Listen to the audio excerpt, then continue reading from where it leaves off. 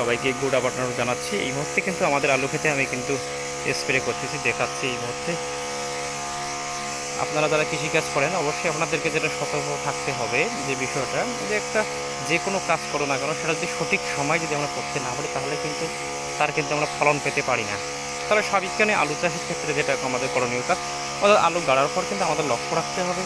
তারপরে সেটা আলু যখন চারা গাছ হয়ে যাবে তখন কিন্তু আমাদের লাঙল দিয়ে কিন্তু সেটাকে মাটি দিতে হবে, এবং আবার পরে কিন্তু দ্বিতীয় ধাপে ভালো করে মাটি দেওয়ার পর জলসেচ করতে হবে, এবং শীত কাটার যে ওষুধ ইন্টুফিল সেটাও কিন্তু আমাদেরকে ব্যবহার করতে হবে।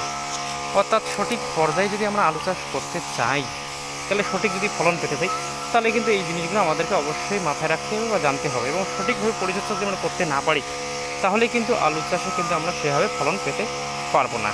তবে স্বাভাবিকভাবে আমাদের সেই বিষয়ে কিন্তু সবাইকে সচেতন, এবং এগ্রিকালচারের বিভিন্ন চাষের যে পদ্ধতিগুলো আছে, বিজ্ঞানসম্মত পদ্ধতিতে যে চাষ, সেই চাষের কিন্তু বিষয়টা আমাদের খুঁটিনাটি জানতে হবে। তাহলেই কিন্তু আমরা যে কোনো ফসলেই কিন্তু আমরা লাভবান হতে পারি বা অধিক ফলন পেতে পারি।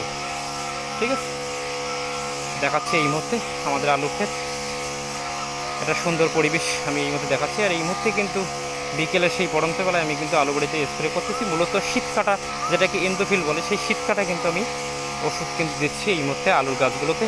আর সেই ছবি দেখানোর চেষ্টা করতেছি আপনাদেরকে সরাসরি সেই। আর অবশ্যই আপনারা ক্যাপ্টেন নির্মল বর্মন ইউটিউব চ্যানেলে কিন্তু পাবেন, এবং আমাদের গ্রাম সিটি পেজ থেকে কিন্তু সরাসরি এই ভিডিওটি আপনারা পেয়ে যাবেন।